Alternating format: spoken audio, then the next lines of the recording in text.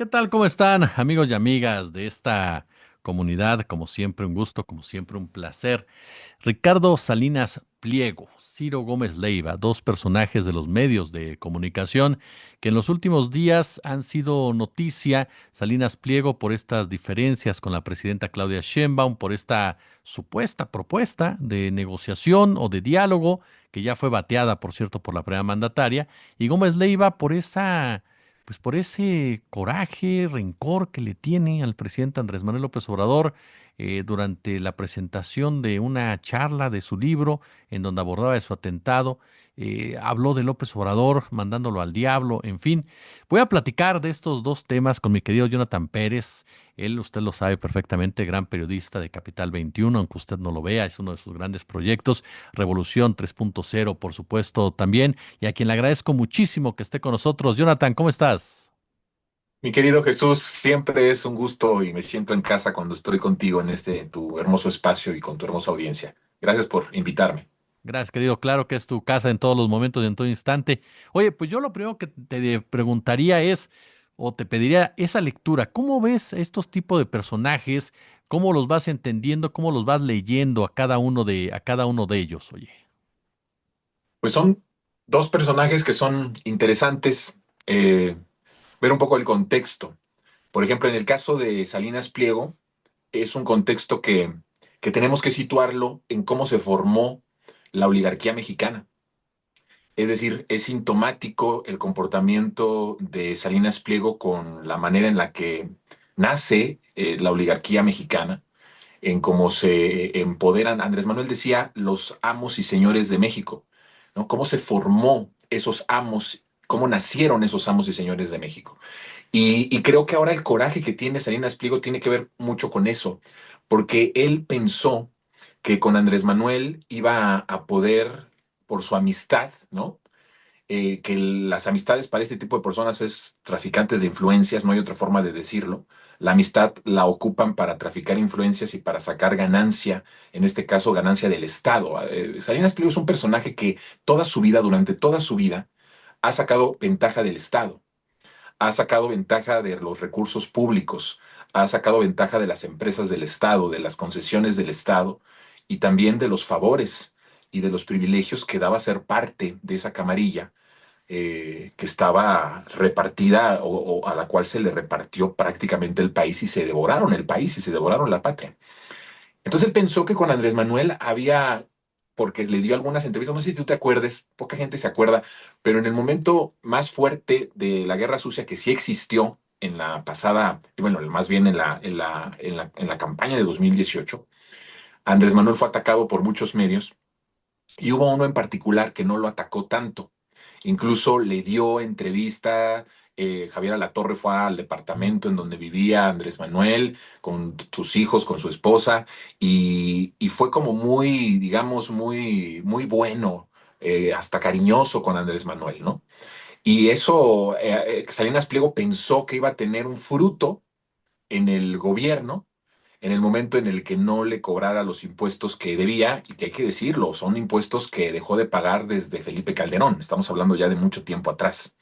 Y entonces pensó que con esta amistad con Andrés Manuel iba a poder resolver la deuda de miles de millones de pesos que estaba debiendo al SAT y a la Hacienda Pública, que son recursos además, Jesús, pues de todos nosotros, de todo el pueblo.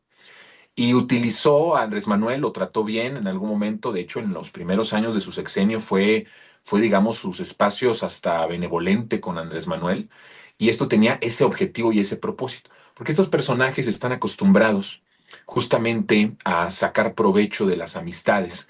Pensó que Andrés Manuel era un político tradicional y también pensó que el proceso de transformación era de a mentiras o que iba a ser para algunos y para otros no. Cuando Andrés Manuel divorcia al poder político del poder económico, él pensó que eso era solo propagandista, solamente era de discurso. No pensó que era sustancial. No pensó que en algún momento le iba a afectar de tal manera que se viera amenazado, pues prácticamente su estabilidad económica, porque el pago de los impuestos que debe en México amenaza su estabilidad económica y su viabilidad financiera de él y de sus empresas.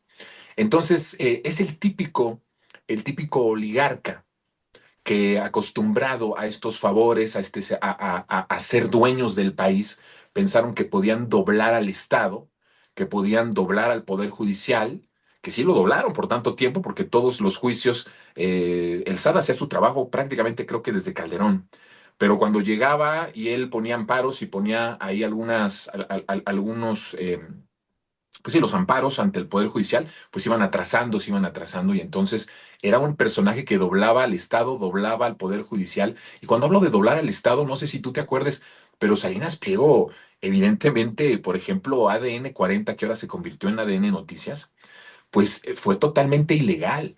Asalta las instalaciones del Chiquihuitle, en donde estaba CNI Canal 40, cuando todavía no había ni siquiera una resolución judicial, y asalta con sus propios gorilas, con su propio personal de seguridad, y asalta ese espacio.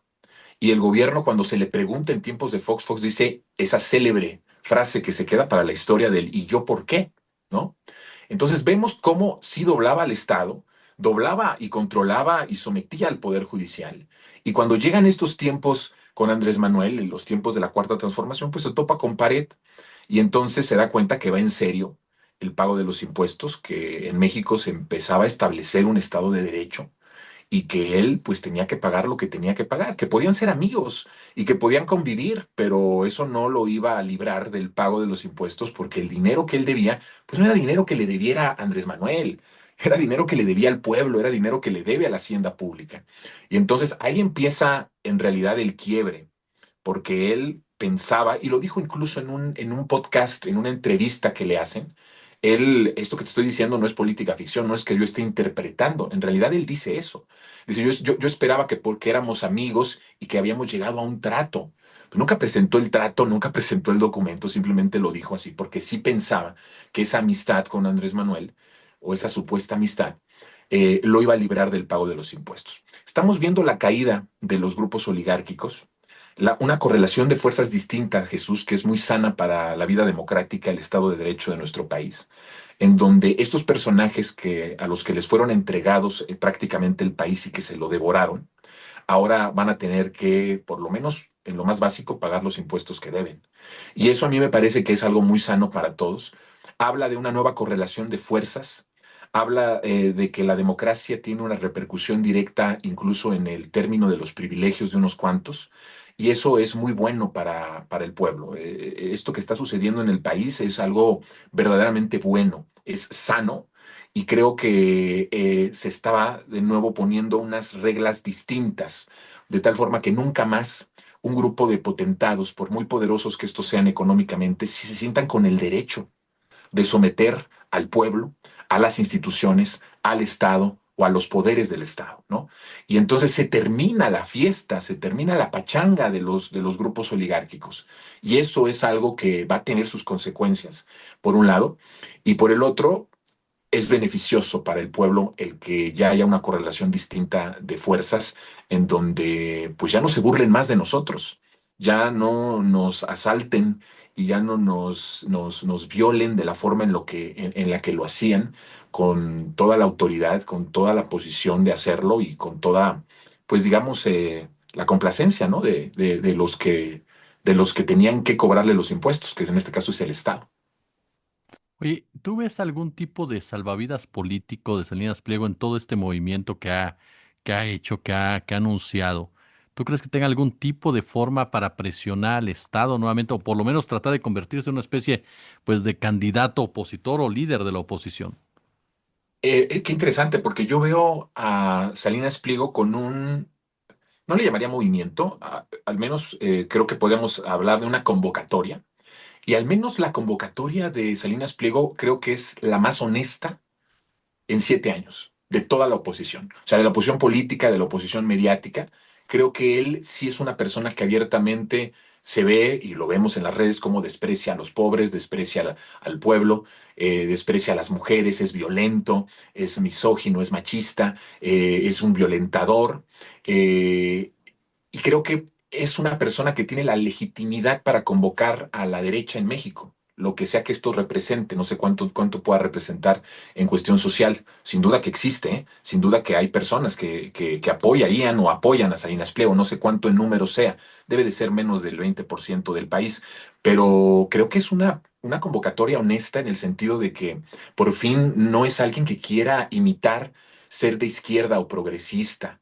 Acuérdate tú que Claudio X González, cuando le preguntaban qué ideología tenía, él decía que él era un luchador social, ¿no? O sea, prácticamente él era uno de esos luchadores sociales y entonces, o de izquierda progresista. Acuérdate que también con Xóchitl Gálvez decía que era una mujer indígena, que venía de abajo, que venía con el esfuerzo. Salinas Pliego tiene una ventaja de todos los otros que han querido convocar a una unidad de los frentes opositores o de la derecha o del conservadurismo en México, que sí es honesto, que no va a fingir ser alguien que no es. Eso le da un punto a favor, al menos en la convocatoria, ¿no? No sabemos si de esa convocatoria vaya a desembocar en un movimiento, pero la convocatoria al menos es importante y yo no me burlaría de ella, ¿eh? Por esos datos que te estoy dando. Ahora, yo creo que va a ir a varios, así como a los plazos chiquitos, se está acostumbrado, ¿no? A robarle a la gente con los plazos chiquitos, también va a administrar lo que decida en el futuro, su futuro político a plazos pequeños, a plazos chiquitos. Va a ir tomando decisiones conforme vaya avanzando la coyuntura. Si a Salinas Pliego le cobra la 4T o el SAT lo que debe y él tiene que pagarlo, a mí me parece que vamos a ver un salto más colérico de Salinas Pliego y sí se podría decidir ya completamente, hablar ya de una candidatura a 2030. Ahorita lo ha disfrazado como un movimiento anticrimen, anticorrupción. No quiso abiertamente decir, aunque se ha jugado con la posibilidad en ciertas entrevistas en donde dice, no me gustaría ser el candidato, pero hay momentos, dijo él, que México necesita y nos necesita a todos, y entonces estaré ahí para estar pendiente de cuando me necesite el país. Entonces, deja abierta la puerta, pero yo creo que va a depender mucho de cómo se concrete este cobro de los impuestos y la cantidad que debe. En esa medida yo creo que él va a convencerse más de ser el candidato abiertamente o de tratar de convencer a los otros sectores de derecha opositores en el país de que él puede ser un representante digno de lo que ellos son y va a depender de eso. El que esto logre, demos por hecho que se le van a cobrar los impuestos y va a tener que pagarlos y que entonces se pone más colérico y va a utilizar su concesión del Estado, sus redes sociales y a todos sus trabajadores para obviamente impulsarse a sí mismo y golpetear a la cuarta transformación. Pongamos ese escenario de que sí es así. No sé qué tanto poder de convocatoria tenga con la gente. O sea, me parece que sí, en principio es una convocatoria honesta y podría aglutinar a muchos personajes alrededor de su figura, ¿no? Vimos, por ejemplo, que es sintomático el ver a la gente de los medios de comunicación y a la comentocracia, a los intelectuales orgánicos, muchos salinistas, alrededor de él, ¿no? En esta convocatoria que hizo. Y después este fallido contragrito que hizo, que pues es muy ridículo, pero que al final pues lo exhibieron ahí en las redes sociales y se viralizó. Pero yo la verdad no siento que en estos momentos de nuestro país se pueda crecer la semilla del discurso de odio y del discurso el discurso de ilegalidad, el discurso del no pagar impuestos, el discurso del atraco a la gente, el discurso del desprecio por el pueblo. Yo creo que ahorita en estos momentos eso que es Salinas y que sí se representa y que sí representa todos estos mensajes, todos estos elementos, no tienen posibilidad de florecer y de tener fruto en el país. Actualmente, como yo lo veo, no puede. Sin embargo, tú sabes bien que estos movimientos conservadores pueden aprovechar cualquier coyuntura, cualquier equivocación y pueden florecer y pueden crecer. No los demos por derrotados ni pensemos que siempre van a estar casi en el anonimato o siempre en la irrelevancia política y social. Creo que él sí puede hacer crecer ese movimiento, pero no veo, al menos en 2030, una posibilidad, aunque sí creo que se pudiera convertir en el mejor candidato que ha tenido el grupo opositor en los tiempos de la Cuarta Transformación, porque prácticamente él es la imagen de lo que es la derecha en México y el mundo, ¿no? Entonces creo que ahí sí tiene un punto Salinas Pliego. Oye, y preguntando sobre el otro personaje por el cual te molestábamos, ¿por qué ves tú ¿Tú ves este rencor, este coraje de Ciro Gómez Leiva? Tú has estado muy pendiente de lo que pasa con los medios de comunicación. Tienes un gustado programa en donde abordas precisamente lo que pasa, lo que dicen, cómo lo dicen y demás. Eh, ¿Qué pasa con Ciro Gómez Leiva? ¿Qué pasa con esa reacción que tiene, incluso en donde abiertamente dice yo mandé al diablo al presidente en mi libro? ¿Cómo vamos entendiendo a todos estos personajes? Oye? Fíjate que yo lo veo en función a, al odio, Jesús. El odio es cuando hay una renuncia de la disputa de la patria a través a través del debate, a través de los hechos, a través de las realidades y de los proyectos. Creo que lo que queda es el discurso del odio, la calumnia y el odio hacia las otras personas, hacia los oponentes. Siento que en estos momentos Ciro Gómez Leiva se ha puesto en el lugar en el que siempre lo hemos visto, pero que él no aceptaba estar. Se ha puesto del lado de lo que derrotamos popularmente en el 2018 y refrendamos en el 2024. Eso que siempre negaban estos actores mediáticos, que se vestían de ser plurales, de ser periodistas objetivos, que lo único que les importaba era dar las noticias e informar, pues en estos momentos ya descaradamente Ciro Gómez Leiva se pone desde el punto de vista político y mediático, desde la arena del odio, desde la arena del odio a un personaje, en este caso Andrés Manuel López Obrador. Y creo que es importante lo que está haciendo porque es algo que estamos viendo y ya tenemos algunos antecedentes que son bien importantes. Hace, a principios del año, en marzo, se construyó, esto viene desde el 2003, se construye una falsa testiga que había trabajado unos meses en bienestar, en gobierno de Andrés Manuel, en bienestar local allá por Sinaloa. Y a ella le contactan a través de las redes sociales en Facebook y le dicen que van a trabajar, que le están ofreciendo un puesto de trabajo, que les había llamado la atención su perfil profesional, la citan en una cena y la graban. Y empieza ella a detectar que la entrevista, pues no era una entrevista de trabajo, sino que era una entrevista en donde querían sacarle cierta información o ciertas frases. En ese momento ella no se da cuenta en ese momento que la habían grabado, pero sí se daban cuenta de las preguntas insidiosas que le estaban haciendo y la insistencia que tenían sobre su trabajo en bienestar y de algunas preguntas pues ya muy concretas sobre si había habido corrupción, si había habido nexos entre el crimen organizado en Sinaloa con el gobierno de la Cuarta Transformación, este tipo de preguntas. Ella se retira de la entrevista, se va de la entrevista, eso fue en 2023 y en el 2024 sale una columna en el Universal en donde se habla la columna es de Héctor de Mauleón, en donde se habla por primera vez de una testigo que había dicho y que ya había comprobado nexos directos del crimen organizado con Andrés Manuel López Obrador. Y había tomado como testigo esa conversación que habían grabado un año antes. En ese momento ya se da cuenta y empieza a hacer la denuncia y ningún medio de comunicación le da el derecho a réplica. Sucede que en marzo de 2025 de este año, sale en un podcast que hace Anabel Hernández, en donde anuncia con bombo y platillo que por fin, decía ella, ya que me están pidiendo nombres y ya que me están pidiendo el que yo les diga quiénes son esas personas que aseguran que Andrés Manuel y su grupo político tienen nexos con el crimen organizado, pues lo voy a revelar. Y saca el perfil de esta mujer, de esta exfuncionaria, y da sus datos personales. Y ella dice, es la primera testigo que en una corte de Nueva York va a asegurar que Andrés Manuel tenía nexos con el crimen organizado.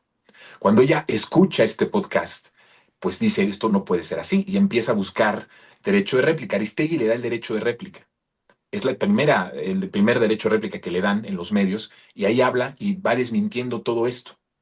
¿Sabes que esa noticia falsa, construida 2 años antes, con esta entrevista falsa y con esta convocatoria falsa para buscar o ofrecerle un trabajo, en donde la graban de manera ilegal, fue una noticia que se publicó? Yo rastreé al menos 150 publicaciones nacionales y extranjeras, en donde el titular decía, revela periodista mexicana, la primera testigo de nexos del crimen organizado de Andrés Manuel, con Andrés Manuel, en una corte de Nueva York. Totalmente falso, pero replicado a nivel nacional e internacional, la mentira. Ahí hay una construcción. Lo siguiente que acabamos de ver son la cuestión de los amparos de los hijos de Andrés Manuel. Totalmente falsos, ¿no? Y además acomodados porque uno de ellos es además abogado de algún capo famoso del crimen organizado.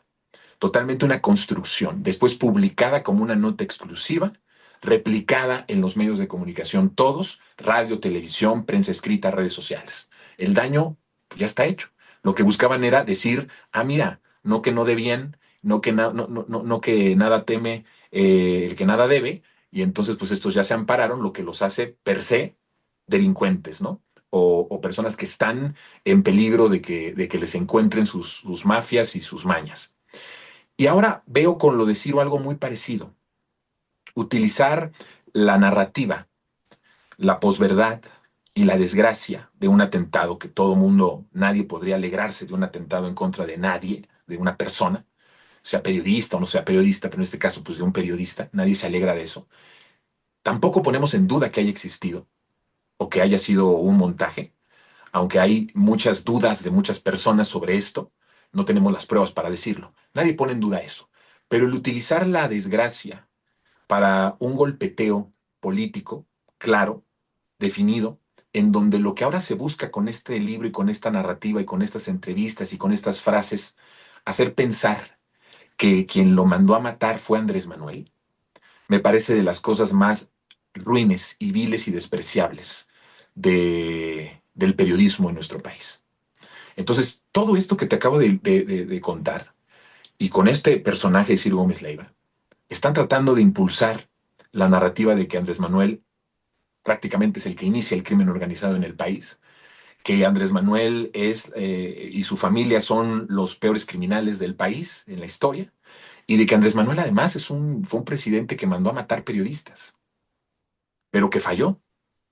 Y entonces esto, por supuesto que tiene una intención política.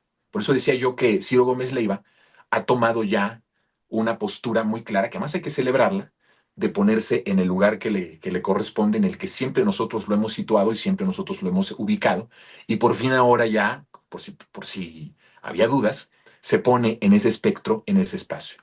Y colabora con el régimen anterior y con todo lo que representa el régimen anterior para debilitar la figura de Andrés Manuel López Obrador, su honestidad, su rectitud, todo lo que nos dijo y lo que nos decía como opositor y como presidente, ¿no? Debilitar esto. ¿Saben que el debilitamiento de estos pilares, porque la cuarta transformación tiene un pilar muy importante que es la honestidad? La honestidad que es el no convivir con el crimen organizado, tener de, pactos de impunidad con ningún sector y mucho menos ilegal.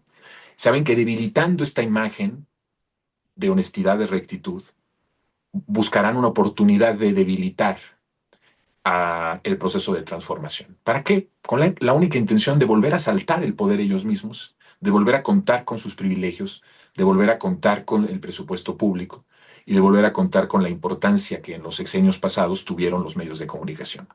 Y entonces ahí es la construcción de esto. Por eso veo situado a Ciro, lo veo en su peor momento físico, mental y espiritual. Lo veo en un momento en donde no atina a otra cosa que inventar, que odiar. Y eso me parece que es la expresión, la expresión más clara de cómo está nuestra oposición política y nuestra oposición mediática. O sea, el reflejo de este personaje, el reflejo de Ciro, es el reflejo mental, espiritual, físico, intelectual de la oposición mediática. Entonces, pues ese es el diagnóstico que yo tengo respecto a este personaje. No solamente es él, ¿no? Obviamente hay otros más, ¿no? Pero esta es una figura que me preguntas, pues muy importante. Totalmente. Mi querido Jonathan Pérez, yo de verdad, como siempre, te agradezco muchísimo estos minutos para nuestra comunidad, querido. No, hombre, Jesús, yo estoy siempre contento. Cuando me invitas, siempre estoy puesto y estoy aquí siempre, pues con la disponibilidad cuando tú requieras. Te mando un fuerte abrazo y a tu hermosa audiencia también un abrazo.